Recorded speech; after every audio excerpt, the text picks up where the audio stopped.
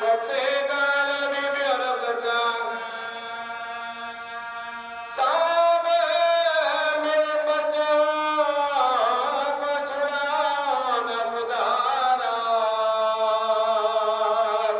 خاطتے میری دیر کرو گوارا ہوئے گا میری روح پائے دار تمہارا بچوں دے زیادہ مجھے کوئی بچوں دے زیادہ مجھے کوئی نہیں پیارا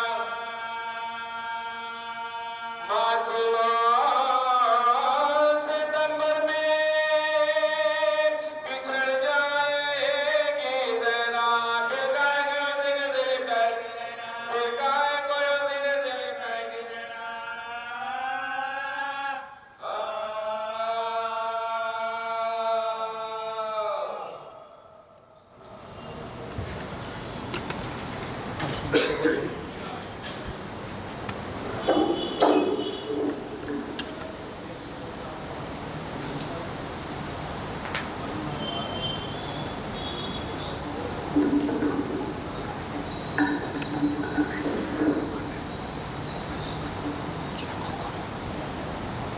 رحم الله من قرأ الفاتحة بسم الله الرحمن الرحيم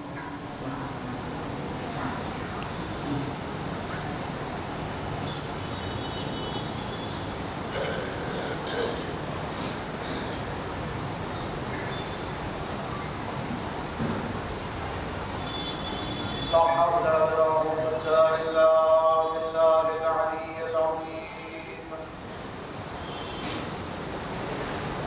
حسبنا الله ونعم الوكيل نعم المولى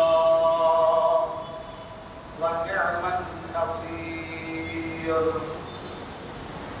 رب اشرح لي صدري ويسر لي أمري واحلل عقدة من لساني يفقهوا قولي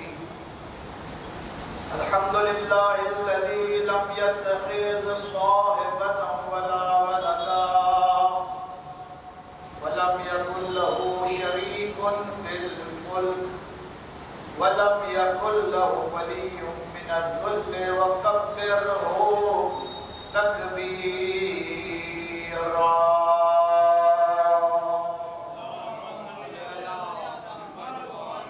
والصلاة والسلام والتحية والإكرام على حبيبه وصفيه وحافظ سره ومبلغ رسالاته سيدنا ومولانا أبي القاسم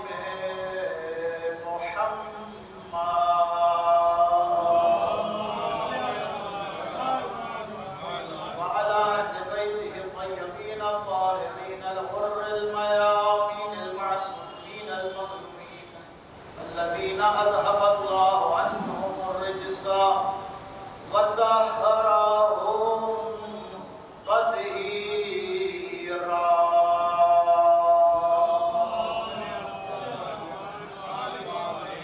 لعنة الله على أعدائهم من الآن إلى لقاء يوم الدين أما بعد فقد قال الله الحكيم في قرآن المجيد بسم الله الرحمن الرحيم يسبح لله ما في السماوات وما في الأرض الملك القدوس العزيز الحكيم والذي بعث في الأميين رسولا منهم يتلو عليهم آياته ويزكيهم ويعلمهم الكتاب والحكمة وإن كانوا من قبل لفي ضلال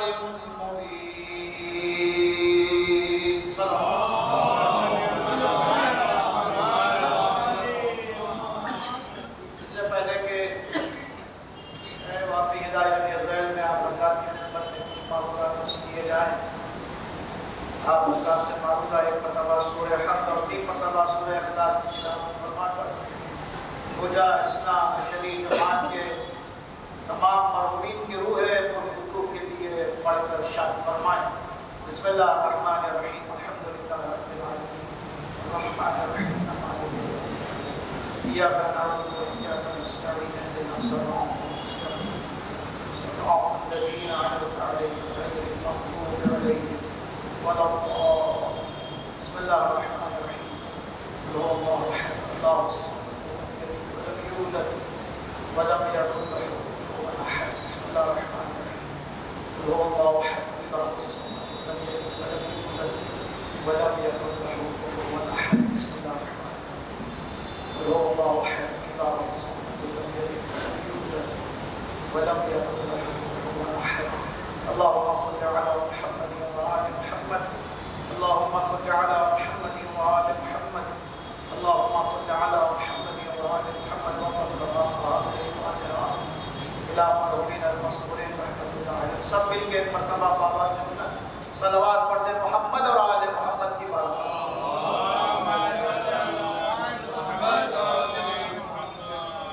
عزیزان گرامی قدر ہمارے وقت میں اب اتنی زیادہ گنجائش نہیں ہے کہ کسی بھی موضوع پر آپ حضرات کی خدمت میں تفصیلی گفتگو کی جا سکے مگر جتنا وقت بھی ہے اس میں کچھ باتیں بطور عرائض آپ حضرات کی خدمت میں پیش کر دیا جائے.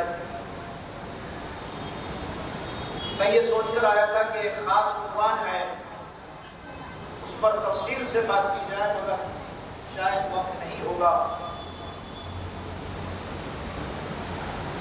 اس میں کوئی شک نہیں کہ جو ایام شہادت حضرت صدیقہ طاہرہ فاطمہ الزہراء سلام اللہ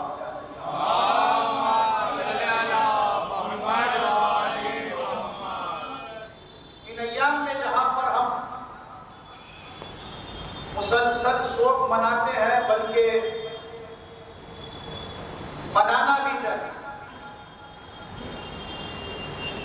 بعض اعتراض کرنے والے نادان لوگ یہ اعتراض کرتے بھی ہیں کہ آپ لوگ اتنا کیوں روتے ہیں, اتنا گریہ کیوں کرتے ہیں.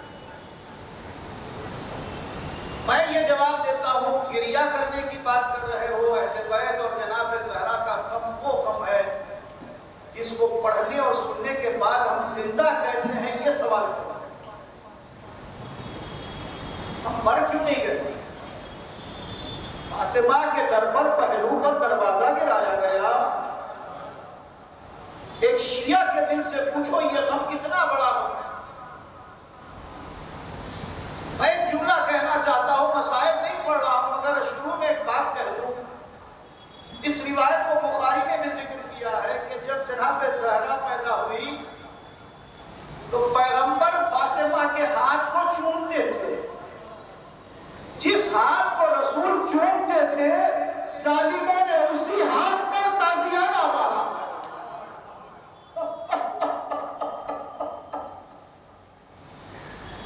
جس کے احترام میں رسول کھڑے ہو جاتے تھے اس پر پہلو پر ایسا دروازہ گرایا گیا. میں اور آپ کیا صبر کریں, علی جیسا صابر مولا فاطمہ کے پہلو شکستہ کو دیکھ کر صبر نہیں کرتا.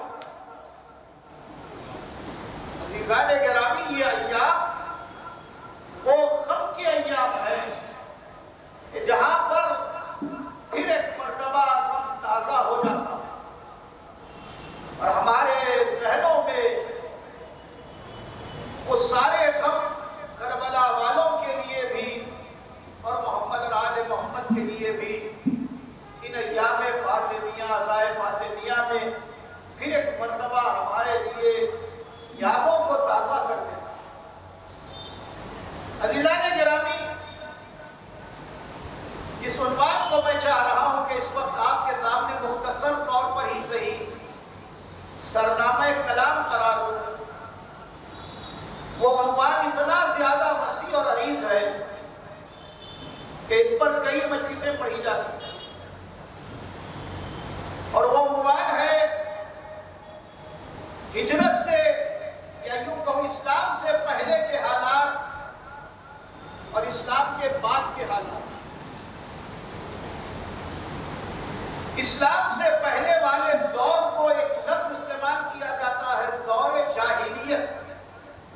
یہ بہت اہم لفظ ہے. دور جاہلیت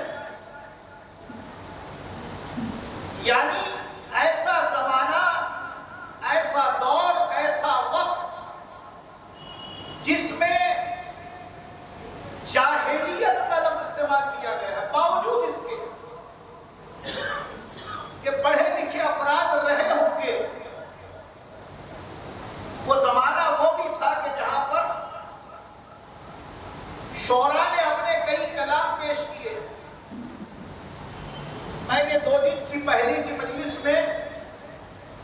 اس آیت کو سرنامہ کلام قرار دیا تھا، اور شاید جب بھی جہاں بھی دنیا میں یہ ایام عزائے فاطمیہ ہو یا کوئی اور موقع ہو جناب زہرا کا ذکر آتا ہے، ہر ذاکر ہر عالم سے آپ یہ ناممکن ہے جب تک کہ وہ سورہ کوثر کا ذکر نہ کرے کہ جو شان حضرت بطول میں نازل ہوا ہے اس کی تقریر ہی مکمل نہیں ہوتی۔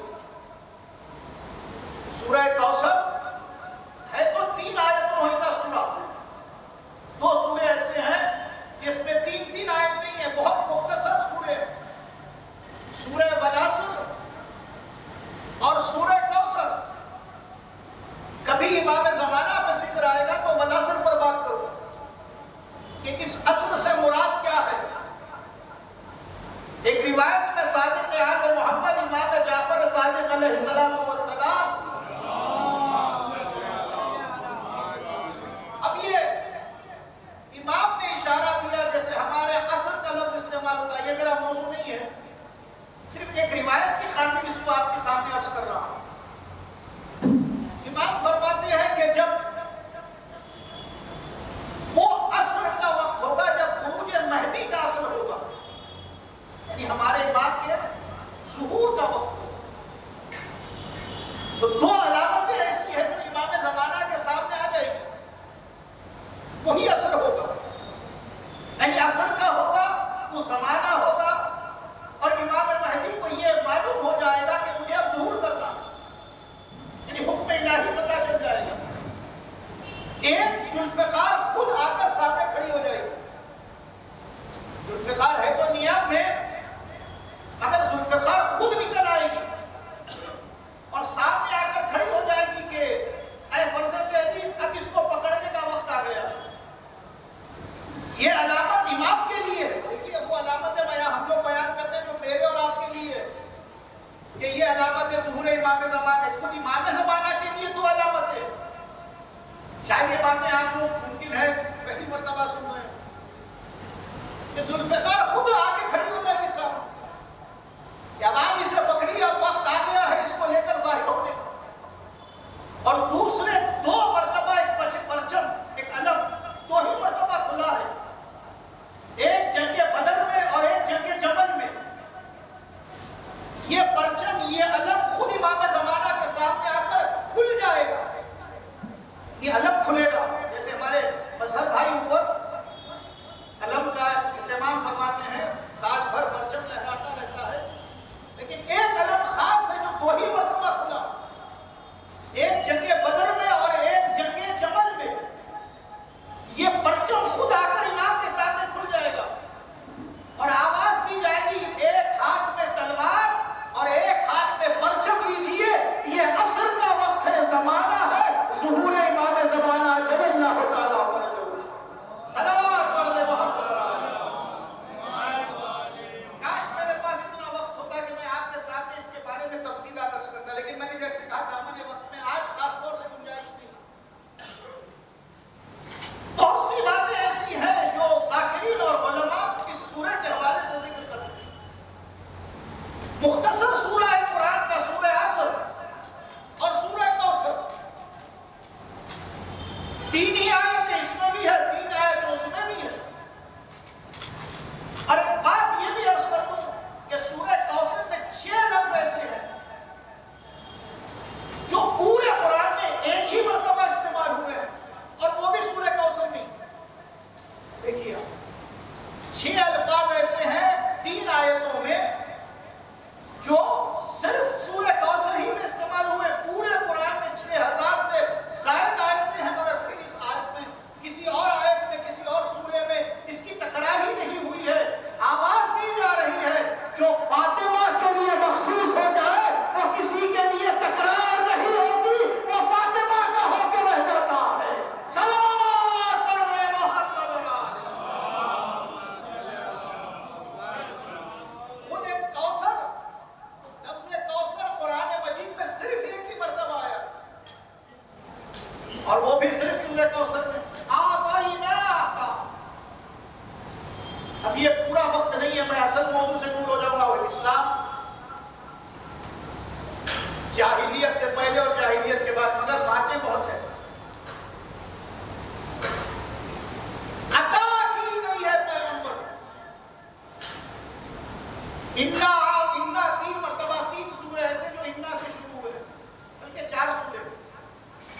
اگر دیکھا جائے تو 4 سورہ، ایک سورہ نوح ہے، اِنَّا أَرْسَلْنَاكَ إِلَىٰ نُوحٍ، سورہ نوح بھی اِنَّا سے شروع ہو رہا ہے۔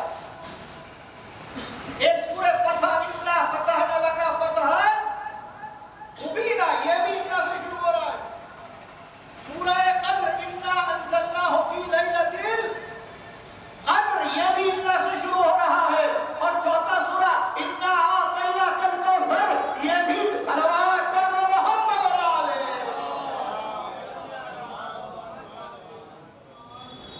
بہت سی باتیں آئیں گی آپ کے سامنے۔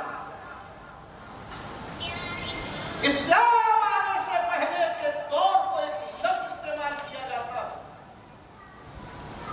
اور وہ دور ہے دور جاہلیت۔ کئی مقامات پر روایتوں میں یہ لفظ استعمال ہوا ہے، خاص طور سے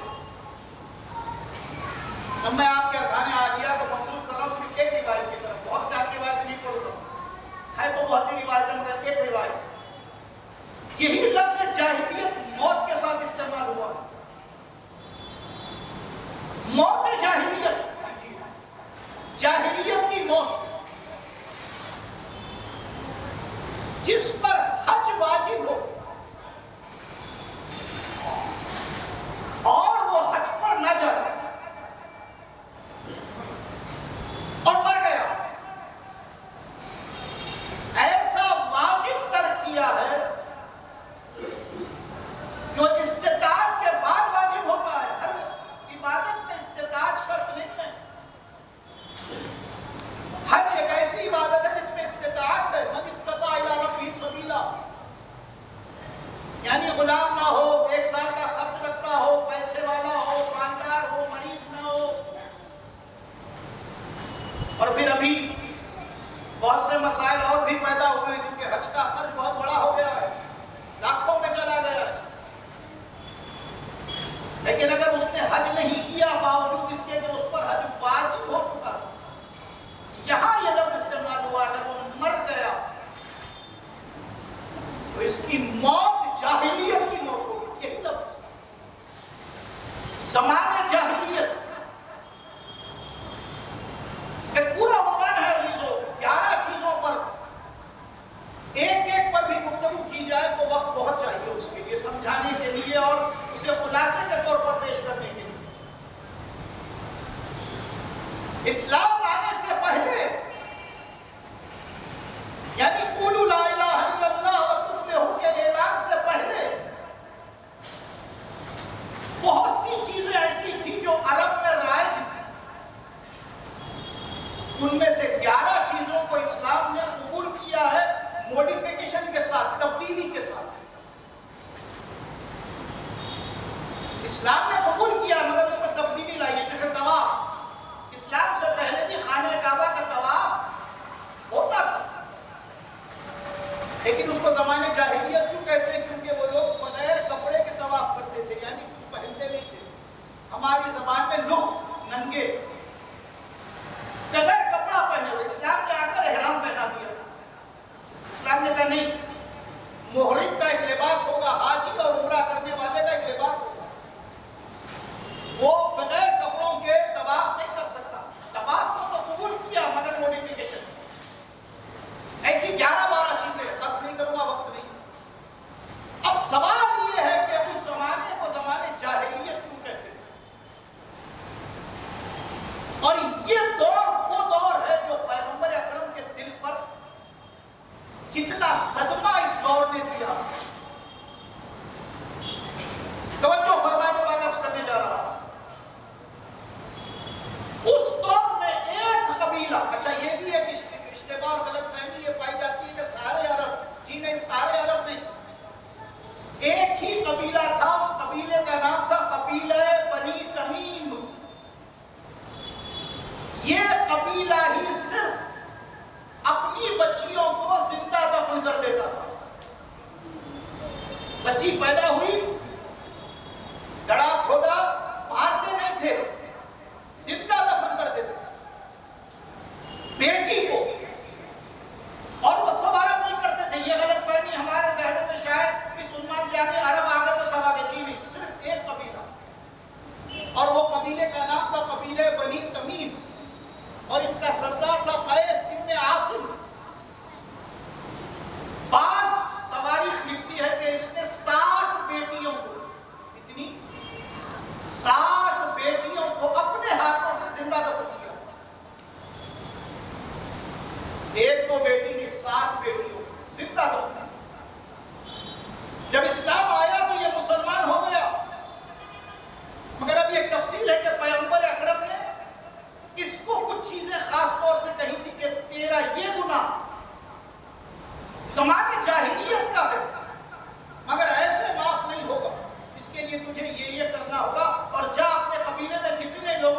گناہ کیا ہے ان سے کہیں یہ سب عمل انجام دے۔ پیغمبر بیٹھے ہوئے تھے ایک مرتبہ اسلام آنے کے بعد، اور بہت سے لوگ بیٹھے تھے، بہت سے سرداران قبیلہ بیٹھے تھے، اس میں قیس ابن عاصم بھی بیٹھا ہوا تھا۔ عجیب ہے، پیغمبر اس کو مخاطب کر کے پوچھ رہے ہیں، ابن عاصم تو نے 7 بیٹیوں کو زندہ کو دفن کیا، اب رسول تجھ سے یہ سوال پوچھ رہا ہے کیا تجھے رحم آیا؟ ٹھیک ہے بھائی، کیا تجھے رحم آیا کبھی جب دفن کر رہا تھا؟ تجھے خیال آیا کہ تو جو کر رہا ہے غلط کر رہا ہے، تو جو کر رہا ہے وہ صحیح نہیں ہے؟ بچی پیدا ہوئی 1 2 3 دن کی جتنی بھی ہوگی لے جا کے زمین میں دفنا کیا ہے، زندہ بچی۔ تیرا جگر تیرا دل کیسے گوارا کر رہا ہے کہ تیرے جگر کا ٹکڑا؟ اس نے سر جھکا کے کہا یا رسول اللہ اگر بچی 2 4 دن کی ہوتی تو شاید یہ تصور بھی پیدا نہ ہوتا۔ ایک اب واقعہ تفصیلی ہے، میں بہت مختصر عرض کر رہا ہوں۔ ایک مرتبہ میں سفر پہ تھا تجارت کے لیے، میری بیوی پریگننٹ تھی، حاملہ تھی، اور مجھے سفر پہ جانا ضروری تھا۔ میں چلا گیا سفر پہ، میں نے اپنی بیوی سے کہا دیکھ اگر بیٹا پیدا ہوا تو میری نشانی کو سنبھال کر رکھنا، میں آؤں گا اپنے بیٹے کو اپنے گود میں لوں، اور اگر تیرے پاس میری پاس کوئی بیٹی پیدا ہوتی ہے تو اس سے پہلے جو بیٹیاں پیدا ہوئی تھی جیسا ہم نے اس کے ساتھ کیا، تو بھی اب اس بچی کو اگر بیٹی پیدا ہو رہی ہے میری نیابت میں، نیچے نیابت بھی ہو رہی ہے، تو اسے زمین میں دفن کر دے۔ یعنی ماں خود اپنی بچی کو زمین میں دفن کر۔ اچھا اب یہ ایک سوال ہے، اپنی جگہ پر خلاصہ ہے، میں نے کہا نا اگر اسی پر ایک بات کی جائے تو گھنٹوں نکل جائے گا کہ آخر یہ قبیلے کو یہ سوجھا کیوں کہ وہ اپنی بیٹی کو زندہ دفن کرے؟ دوسرے قبیلے والوں نے کیوں نہیں سوچا؟ اور یہ قبیلہ ہی کیوں یہ کر رہا تھا؟ اس کا فلیش بیک کیا ہے، پس منظر کیا ہے؟ یہ داستانیں بڑی تفصیلی داستانیں ہیں، مختصر ایک جملے میں عرض کر دیتا ہوں، اگر آپ بعد میں تفصیل جاننا چاہے تو تفصیل عرض کروں گا۔ ابرہہ کے واقعے کے بعد جس نے ہاتھیوں کا لشکر لے کر خانہ کعبہ کو ڈھانے کے لیے آیا تھا، وہ خانہ کعبہ کو تو نہ ڈھا سکا مگر اس نے لوٹ مار مچائی اور عرب کی لڑکیوں کو اٹھا کر لے کر چلے گئے۔ بادشاہ ہے، فوج ہے، لشکر ہے، غارتگری ہے، عرب کی لڑکیوں کو اٹھا کر لے کر چلے گئے۔ کہاں چلے گئے؟ یمن چلے گئے، فلسطین چلے گئے، عرب سے دور۔ جب تھوڑے دن کے بعد یہ واقعہ سمجھا تو جتنے بھی سرداران قبیلہ تھے وہ جمع ہوئے، انہوں نے کہا کہ بھائی ابرہہ کے پاس سے اپنی اپنی بیٹیوں کو چھڑایا جائے، ایک ڈیلیگیشن جائے ابرہہ کے پاس اور اس کو اطلاع دے کہ تیرے لشکر نے غارتگری کرتے ہوئے بھی ہماری بیٹیوں کو اٹھا لیا، ہماری بیٹیوں کو آزاد کر دیا۔ ایک ڈیلیگیشن عرب کا ابرہہ کے پاس گیا۔ اب جب گئے وہاں پر ابرہہ نے کہا کہ میں آرڈر دیتا ہوں جو بیٹیاں جانا چاہے چلی جائے، بلکہ عرب کی بیٹیوں کو واپس بھیج دیا جائے۔ اب یہ جب اپنی بیٹیوں کو لینے کے لیے آئے تو یہ قبیلے بنی تمیم کی کچھ لڑکیاں واپس آنے کے لیے راضی نہیں ہوئی۔ انہوں نے کہا ہماری شادی ہو گئی، ہمارا شوہر یہاں پر ہے، ہم یہاں پر رہ رہے ہیں، مزے میں ہے، ہم عربستان میں آ کے کیا کریں گے؟ کیا ہم خوش ہیں؟ وہ آئے تھے اپنی بیٹیوں کو لینے کے لیے اور کر رہے ہیں، اور یہ بیٹیاں جانے کے لیے تیار نہیں ہو رہی۔ تو اس قبیلے کو بڑا غصہ آیا، کیا کر رہی ہے بیٹیاں؟ ہماری امانت ہے، ہم لینے آئے اور یہ کہتے نہیں آئے گی۔ ریزولوشن پاس کیا قبیلہ بنی تمیم نے کہ اب بیٹیاں نہیں چاہیے۔ اب سمجھیا؟ اب بیٹیاں پیدا ہوگی تو بات کی بات ہے، ان کو کوئی لوٹ لے، یہ بڑی ہو جائیں، ان کو پیدا ہو کے مار ڈالا جائے۔ تو قبیلہ بنی تمیم نے یہ فیصلہ کیا، اس میں قیس ابن عاصم بھی تھا کہ ابرہہ کے واقعے کے بعد ان کی بیٹیاں واپس نہیں۔ یہ بہت لمبا فلیش بیک ہے، بہت بڑا پس منظر ہے۔ میں اس کو ایک مقدمے کے طور پر عرض کر رہا ہوں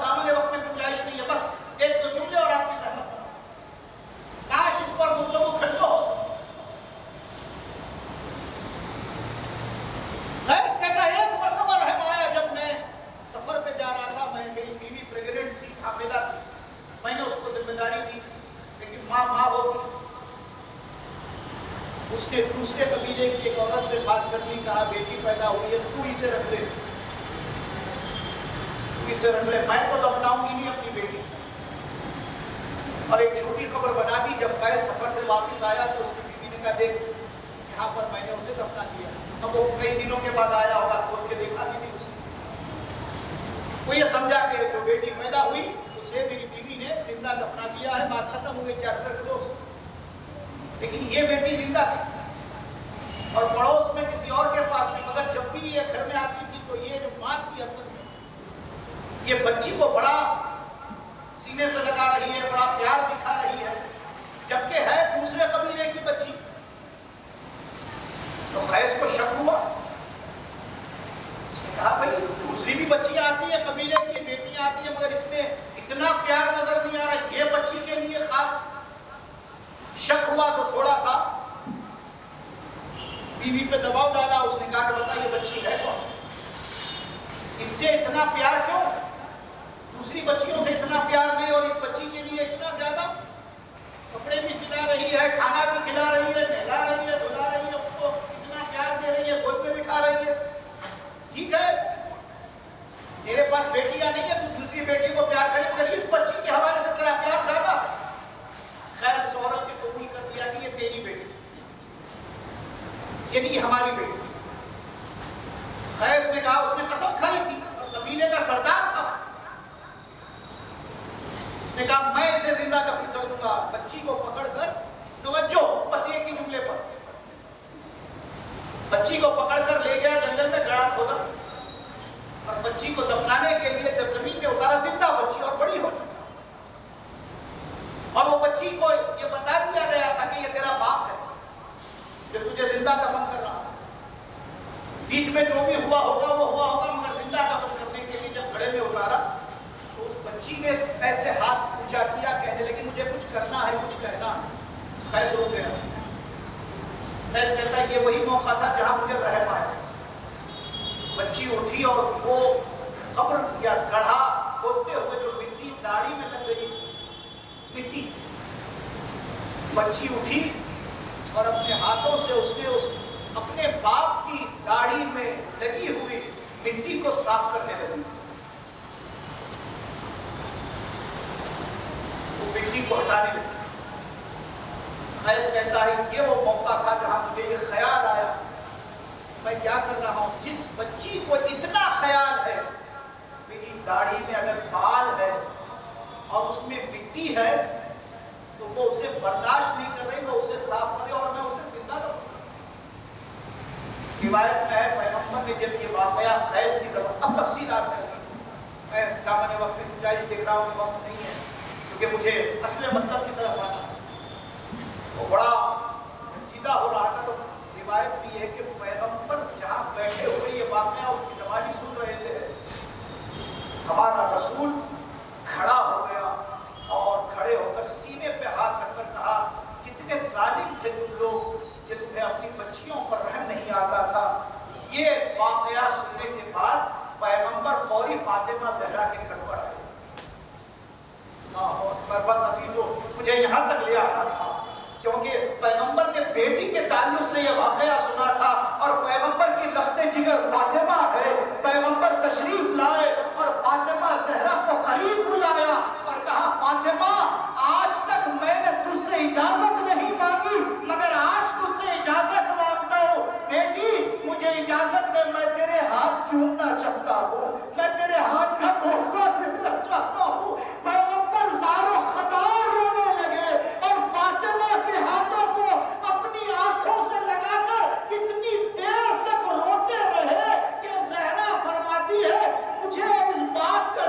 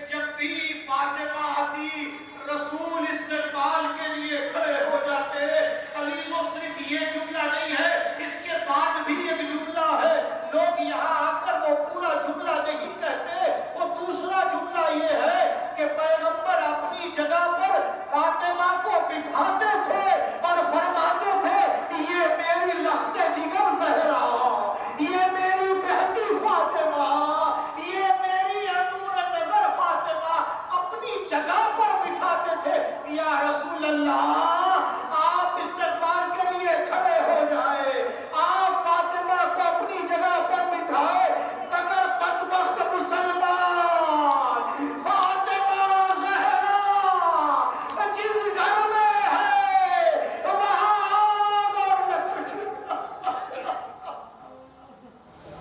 جزاکم ربکم اجرکم علی الحسین اجرکم علی الزہرا۔ بس ایک روایت نقل کروں گا اور آپ کی زحمت کو تمام کروں گا۔ رسول سفر پہ جاتے ہیں، رسول کا اپنا سفر ہے مگر روایتوں میں ہے فاطمہ کے گھر پر آتے تھے، دروازے پر کھڑے رہتے تھے اور کہتے تھے السلام علیکہ یا اہل بیت النبوہ و معدن الرسالہ، اے اہل نبوت اور معدن رسالت آپ پر سلام ہو۔ سفر سے واپس آتی، یہ بھی روایت ایک طرف آ نہیں ہے، سفر سے واپس بھی آتے تھے، پھر فاطمہ کے در پر آتے تھے السلام علیکہ یا اہل بیت النبوہ و معدن الرسالہ، اہل نبوت آپ پر سلام، معدن رسالت آپ پر سلام۔ اللہ اللہ، جس در پر رسول سلام بھیج رہے ہو مسلمانوں تمہاری غیرت کو کیا ہوا؟ اس در کو تم نے فاطمہ کے پہلو پر گرا دیا، فاطمہ کے پہلو پر جو دروازہ گرا۔ یہ روایت میں صرف انہی ایام میں پڑھتا ہوں اور وہ روایت بڑی سخت ہے عزیزو، بس اسی روایت کو پیش کروں گا اور آپ کی زحمت کو تمام کر دوں گا۔ تاریخ اور روایتیں کتاب مقتل بتاتی ہے کہ ہمارے ائمہ کے جگر پر بھی یہ مرحلہ، یہ حالات کتنے گراں تھے۔ خدا کی قسم امام صادق سے پوچھو فاطمہ کے پہلو پہ دروازہ گر جانے کا مطلب کیا ہے، امام صادق سے پوچھو محسن کی شہادت کا مطلب کیا ہے۔ بس ایک جملہ کہو، امام صادق سے پوچھو اس وقت فاطمہ کی حالت کیا ہوئی ہوگی۔ امام صادق بیٹھے ہوئے ہیں، سارے اصحاب ہے، صفوان ہے، ہشام ہے، ابو مسلم ہے، سبھی بیٹھے ہوئے ہیں۔ ایک مرتبہ تذکرہ آ گیا اس مصائب کا کہ جہاں پر زہرا کے گھر کو آگ لگائی گئی، فاطمہ کا دروازہ جلایا گیا۔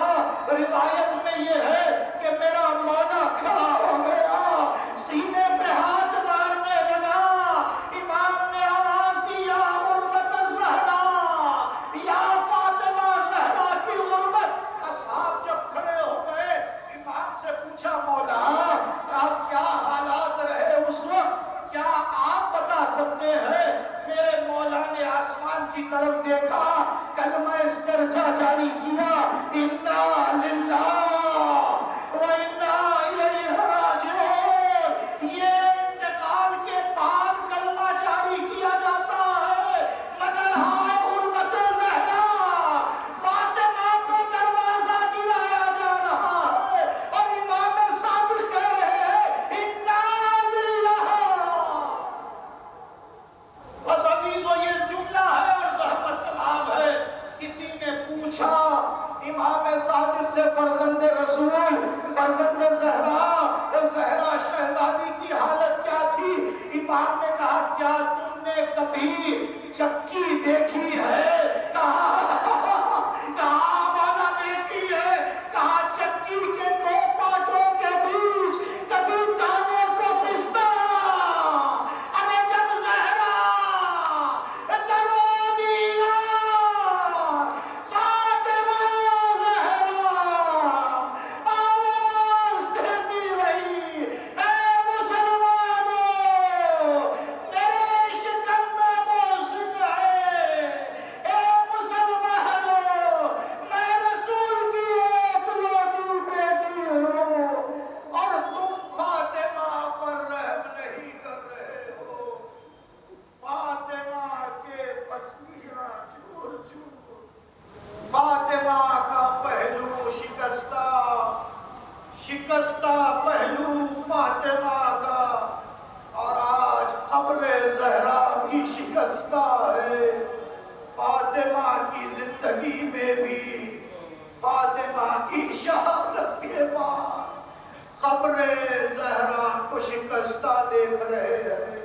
انا للہ و انا الیہ راجعون. ماتم حسین یا حسین یا حسین یا حسین یا حسین یا حسین یا حسین یا حسین یا حسین یا حسین یا حسین یا حسین. کیسے دروازہ ہٹاؤں کیسے محسن کو بچاؤں سانس سینے میں رکی ہے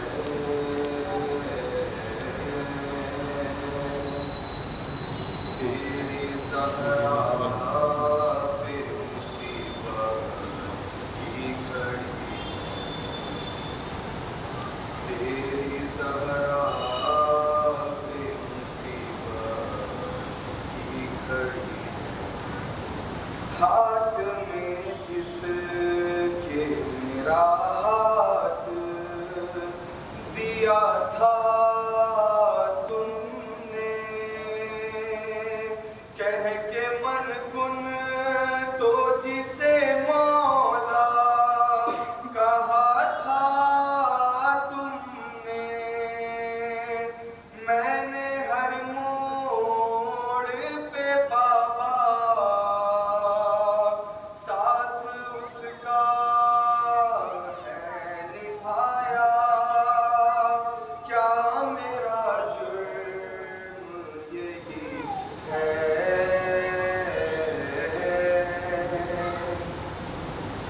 کبھی دربار میں پیشی کو بلاتے ہیں ہمیں کبھی دروازے پہ آ کے ستاتے ہیں ہمیں میرے یہ پھول سے بچے پوچھتے ہیں یہی مجھ سے کیا خطا ہم سے ہوئی ہے